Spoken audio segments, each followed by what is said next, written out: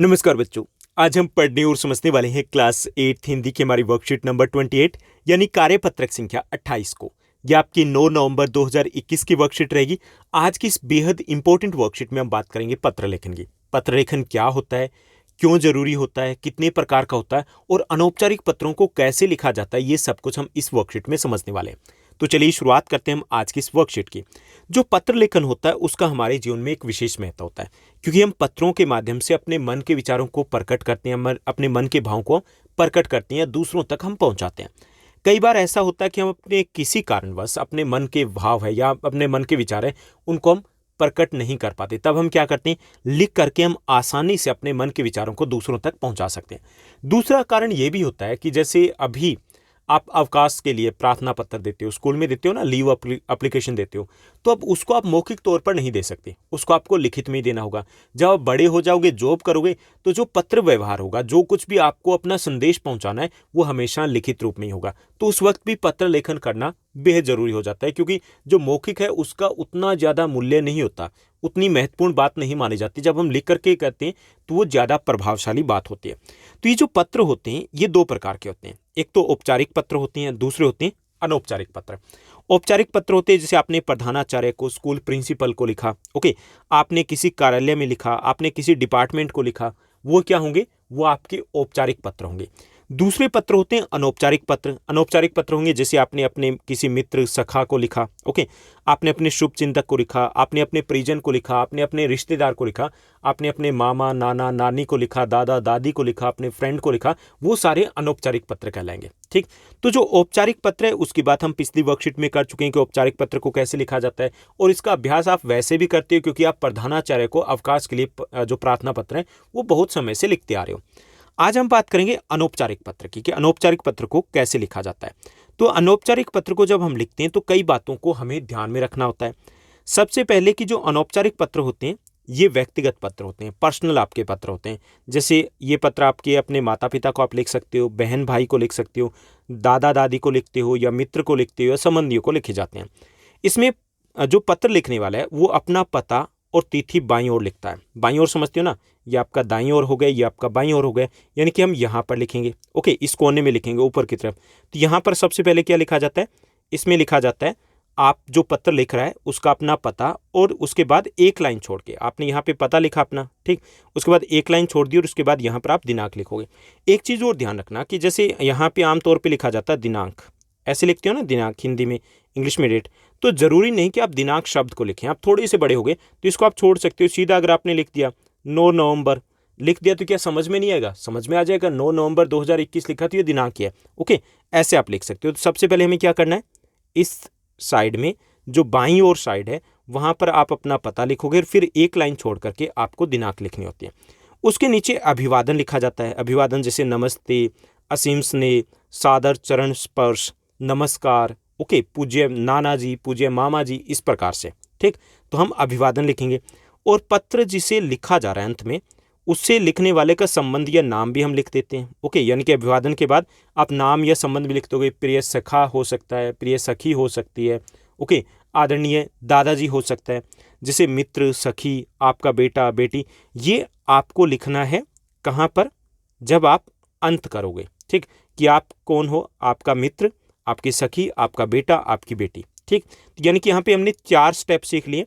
पहला, सबसे पहले आपका पता आएगा जो पत्र लिख रहा है, उसके बाद दिनांक आएगी, उसके बाद अभिवादन आएगा जिसको हम पत्र लिख रहे हैं, उसके बाद बीच में आपकी बॉडी आ जाएगी, ओके, जो मेन पत्र का सार है, और अंत में हम लिखेंगे आपका मित्र, आपकी सखी, आपका सखा, आपका बेटा, आपकी बेटी इत्यादि, ठीक। ये सब कुछ हम लिखेंगे अंत में। पत्र में कथन के साथ साथ भाव भी प्रभावशाली होना चाहिए। पत्र है ये जो अनौपचारिक पत्र होता है इसमें फीलिंग होनी चाहिए, भावनाएं होनी चाहिए, बनावटीपन नहीं होना चाहिए। तो ये पत्र जब हम लिखते हैं तो हमें दिल से लिखना होता है ताकि वो ज़्यादा इफेक्टिव लगे, ज़्यादा प्रभावशाली लगे। साथ साथ पत्र की भाषा, लेख स्पर्श सुंदर होना चाहिए, उसमें कटिंग वगैरह हमें नहीं करनी होती है।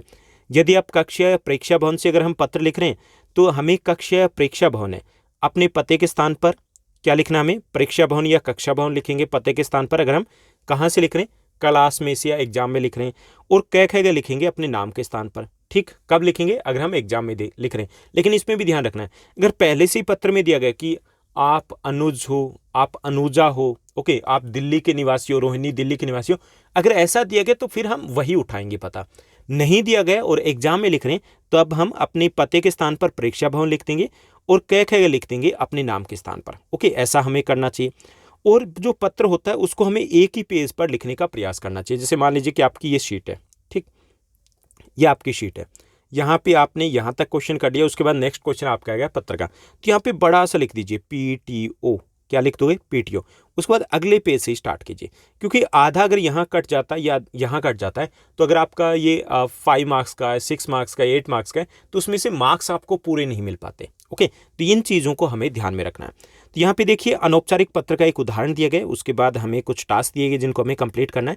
तो सबसे पहले यहाँ पर दिया गया अनौपचारिक पत्र में पता दिया गया, जो पत्र लिखने वाला है उसका पता है B5-112 शकरपुर दिल्ली का है। यहाँ दिनांक दे दी गई 9 नवंबर 2021, 9 नवंबर 2021 ये दिनांक हो गई। उसके बाद यहाँ पर पूज्य मामा जी यानी कि अभिवादन हो गया और सादर प्रणाम भी हो गया। जरूरी नहीं कि आप सादर प्रणाम लिखो, सीधा लिख सकते हो पूज्य मामा जी। उसके बाद मेरे जन्मदिन पर आपके द्वारा भेजा गया बधाई संदेश और एक सुंदर हाथ घड़ी का उपहार मिला। आपके द्वारा भेजा गया यह उपहार मेरे सभी मित्रों और सहपाठियों को काफ़ी पसंद आया। मैं तो आशा कर रहा था कि इस बार आप मेरे जन्मदिन पर स्वयं उपस्थित होकर मुझे स्नेह आशीर्वाद देंगे, परंतु किसी कारणवश आपने आज के जब आपका उपहार प्राप्त हुआ तो मेरी सारी शिकायत दूर हो गई और आपके प्रति कृतज्ञता से भर गया। आपके द्वारा भेजा गया उपहार मुझे आपके स्नेह का स्मरण कराता रहेगा। इतने सुंदर उपहार के लिए मैं आपका कृतज्ञ हूँ, आभारी हूँ। आदरणीय मामी जी को मेरा सादर प्रणाम कहना। ओजस्व, ओज क्या है?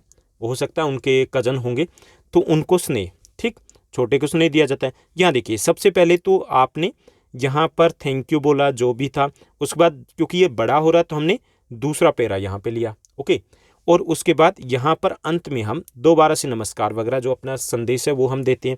उसके बाद एक लाइन छोड़ने के बाद आपका भांजा, क्योंकि मामा जी है तो मामा जी के भांजे, आपका भांजा कै ख गए। ओके, कै ख गए कर दिया। आप नाम भी लिख सकते हो अगर वो परीक्षा में नहीं है। तो ऐसे लिखा जाता है अनौपचारिक पत्र। तो इसमें भाषा साधारण होती है, सरल होती है, स्पष्ट होती है, जो मन के भाव होते हैं वो व्यक्त करने होते हैं। इसमें रट्टा नहीं लगाना होता, कहीं पे कुछ याद नहीं करना होता, बस हमें टॉपिक मिल जाता है और उसी के ऊपर लिखना होता है। फॉर्मेट सही होना चाहिए, ठीक। अब यहाँ पे देखिए हमें मिले हैं टास्क। टास्क क्या मिले? हमें 2 पत्र लिखने हैं। कौन से पत्र लिखने हैं? पहला हमें पत्र लिखना है कि अपने मित्र को दिवाली की शुभकामना देते हुए हमें पत्र लिखना है, और दूसरा टास्क है कि अपने परिवार के किसी बड़े सदस्य को कोरोना के बाद स्कूल के पहले दिन का अनुभव बताते हुए पत्र लिखना है। ओके, ये कौन से पत्र हैं? दोनों ही अनौपचारिक पत्र हैं। तो चलिए अभ्यास करते हैं और इस टास्क को सॉल्व करते हैं। तो पहला जो हमारा टास्क है कि अपने मित्र को दीपावली की शुभकामना देते हुए पत्र लिखिए। तो यहाँ पे 81 रोहिणी नई दिल्ली, ठीक, 81 रोहिणी नई दिल्ली, ये हमने अपना पता लिखा और ये दिनांक होगी 9 नवंबर 2021। उसके बाद हम पत्र लिख रहे हैं अपने मित्र को। ओके, तो यहाँ पे प्रिय सखी आशु। ओके, हमने आशु को पत्र लिखा, अपनी सखी को लिखा प्रिय सखी आशु। प्रिय सखी, आज दिवाली का त्योहार है। मैंने सोचा था कि आज के दिन तुम यहाँ आओगी, लेकिन ना तुम आती हो, ना ही तुम्हारा कोई समाचार मिलता है। आशा है तुम स्वस्थ होंगी, तुम्हारे परिवार में भी सब कुशल होंगे। ओके, सकुशल होंगे। तो ये हमारा यानी कि अनौपचारिक तो हम ऐसे शुरुआत करते हैं, ऐसा लिखा जाता है जैसे कि हम पास में बैठ करके बात करें, ठीक, इसमें बनावटीपन नहीं होना चाहिए। उसके बाद हम आगे लिखेंगे अगले स्टंजा में कि आज दिवाली के दिन चारों ओर बड़ी चहल पहल है, लोगों के चेहरों पर खुशी साफ दिखाई दे रही है। दिवाली हमारे देश का सबसे अच्छा और बड़ा त्यौहार है। इस दिन लोग घरों की सफाई करते हैं, नए नए कपड़े पहनते हैं और रात में देवी लक्ष्मी का पूजन करते हैं। यह त्यौहार सारे भेदभाव को समाप्त कर सबको मिलजुल कर रहना सिखाता है। इस दिन लोग बहुत सारे पटाखे भी जलाते हैं, लेकिन कुछ लोग भूल जाते हैं कि पटाखों से वायु प्रदूषण भी फैलता है। आशा है तुम यह त्यौहार खूबसूरत तरीके से मनाओगी, पटाखों से दूर रहोगी, अतः इससे होने वाली जो बीमारियां हैं उनसे सचेत रहोगी। तुम्हें और तुम्हारे परिवार को मेरी ओर से दिवाली की हार्दिक शुभकामनाएं। तो हमने लिख दी यहाँ पर, ठीक। उसके बाद तुम्हारी सखी अंशिका। तो ये हो गया हमारा पहला पत्र, पहला टास्क, ठीक। अब हम दूसरे टास्क को पूरा करते हैं। दूसरा हमारा टास्क क्या है कि अपने परिवार के किसी बड़े सदस्य को कोरोना के बाद स्कूल के पहले दिन का अनुभव बताते हुए हमें पत्र लिखना है। सबसे पहले हमें अपना एड्रेस लिखना है। यहाँ पे रहेगा 19 द्वारका नई दिल्ली और ये होगी हमारी दिनांक 9 नवंबर 2021।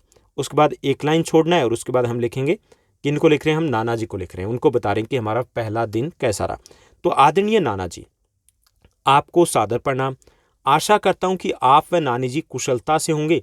मुझे गत सप्ताह पहले आपका पत्र प्राप्त हुआ था। ओके, एक सप्ताह पहले मुझे आपका पत्र प्राप्त हुआ था जिसमें आपने मुझे कोरोना वायरस के संक्रमण की विकट परिस्थिति के विषय में विस्तार से बताया था और वास्तव में यह हम सभी के लिए धैर्य और सावधानी बरतने का समय है। ओके, ये हमने पहले जो भी कन्वर्सेशन हुई थी उसके बारे में बता दिया। उसके बाद हम बताएंगे इस पत्र में क्या बताएंगे, जो हमारा विषय दिया गया कि नाना जी आज मैं बहुत खुश हूँ। कोरोना के लगभग 18 महीने के बाद आज मैं फिर से विद्यालय गया। सभी शिक्षकों ने हम सबका तिलक लगाकर स्वागत किया। सभी शिक्षकों और मेरे दोस्तों से मिलकर मुझे बहुत अच्छा लगा। खूब मन लगाकर आज हमने पढ़ाई की। दोस्तों के साथ क्लासरूम में बैठकर पढ़ने का एक अलग ही मजा है।